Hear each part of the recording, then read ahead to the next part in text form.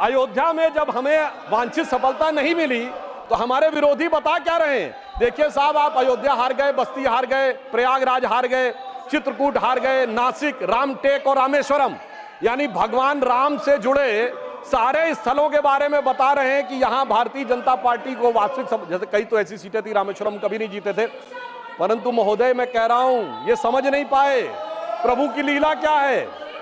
जो लोग ये कहते थे कि राम हुए नहीं, इसका सबूत दो, वो उत्तर से दक्षिण तक राम से जुड़े स्थानों का सबूत दे रहे हैं कि अयोध्या भी राम से जुड़ी थी, बस्ती भी जुड़ी थी, प्रयागराज भी था, रामटेक भी था, रामेश्वरम भी था।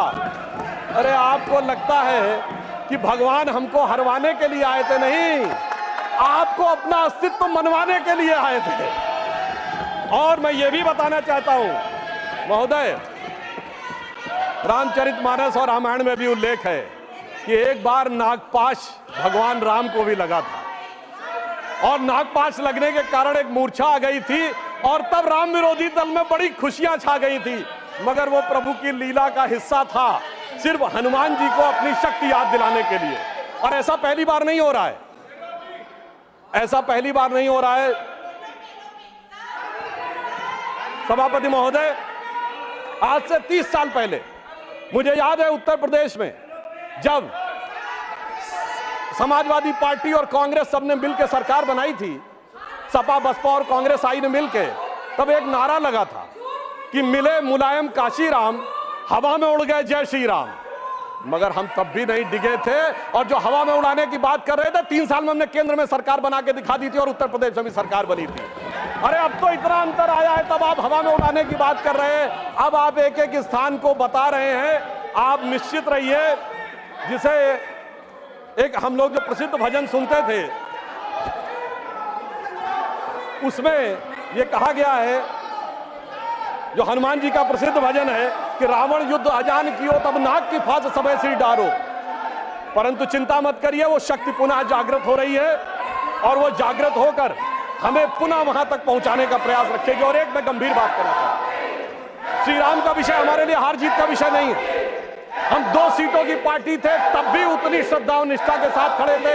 हम 86 सीट पे भी वैसे ही खड़े थे, 120 पे वैसे ही खड़े थे, 182 पे वैसे ही खड़े थे, 282 पे वैसे ही खड़े थे, 303 पर वैसे ही खड़े और 240 पर भी वैसे ही खड़े हुए हैं। आपके लिए चुनावी हार जीत का विषय होगा, हमारे लिए चुनावी हार जीत का विषय नहीं है, परंतु हमें लगता है कि भारतीय समाज में यदि कुछ लोगों के मन में अभी भी इसको लेकर हो सकता हमारी तपस्या में कोई कमी रही हो, तो मैं ये कहना चाहूंगा भारत के सभी लोगों से, अटल बिहारी वाजपेयी जी की कविता की वह प्रसिद्ध पंक्ति जो उनकी कविता थी, आओ मिलकर दिया जलाएं, तो मैं इसके लिए कहना चाहूंगा कि अभी हमारा यह प्रयास बाकी है।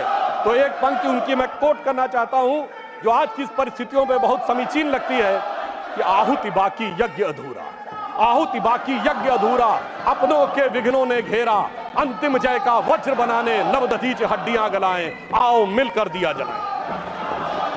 अब सभापति महोदय, राष्ट्रपति के अभिभाषण और शपथ में हमारे विरोधियों ने बहुत बार संविधान का विषय बहुत उठाया और राष्ट्रपति महोदया ने अपने अभिभाषण के बिंदु क्रमांक 28 पर संविधान और संविधान से जुड़े विषयों के बारे में बात कही। मगर महत्वपूर्ण बात यह है सभापति महोदय कि संविधान इस देश के लिए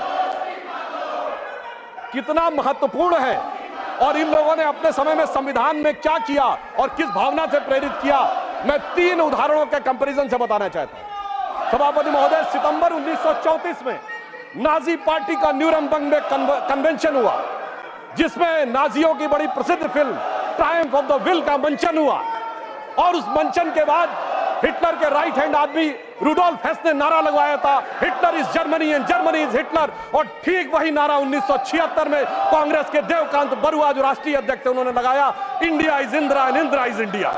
यानी सोचिए कि ये किन विचारों से प्रेरित थे और संविधान कितने बड़े खतरे में था।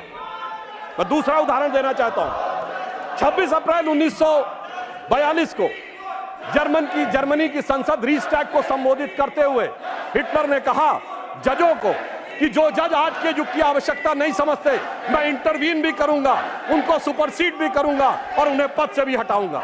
और ठीक यही काम 24 अप्रैल 1973 को श्रीमती इंदिरा गांधी ने किया, जब उन्होंने जजेस को सुपरसीड किया और कमिटेड जुडिशरी की बात कही। अर्थात संविधान के ऊपर खतरा और संविधान से किस प्रकार की परिस्थितियां थी, आज की पीढ़ी को याद नहीं होगा। 38वां और 39वां संविधान संशोधन के द्वारा न्यायिक समीक्षा के अधिकार को समाप्त कर दिया गया, यानी कोई जुडिशरी इस बात पे कोई टिप्पणी नहीं कर सकती है। वो लोग आकर आज कहते हैं कि वो संविधान की रक्षा करने वाले हैं। और मैं यह भी याद दिलाना चाहता हूं, श्री जॉर्ज फर्नांडिस जी जैसे नेता को हाथ में हथकड़ी लगाकर सड़क के ऊपर चलाया गया, वो लोग आज कहते हैं कि इनको संविधान की रक्षा करने की आवश्यकता है।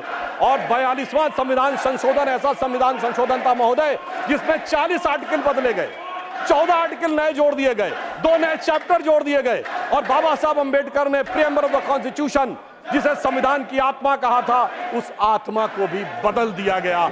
वो लोग आज कहते हैं, और आज प्रेस की स्वतंत्रता की बात कहते हैं। उस समय जो अखबार छपते थे तो पीआईबी को एक एक लाइन वेट कर आनी पड़ती थी पीआईबी से, तब जाके समाचार पत्र में कुछ छपता था, और जिसके लिए उस जमाने में एक मशहूर शेर बोला गया था। आप सबको पता होगा कि उर्दू के बड़े प्रसिद्ध शायर गालिब हुए हैं, मीर तकी मीर हुए हैं, शेख मोहम्मद इब्राहिम जोक हुए हैं।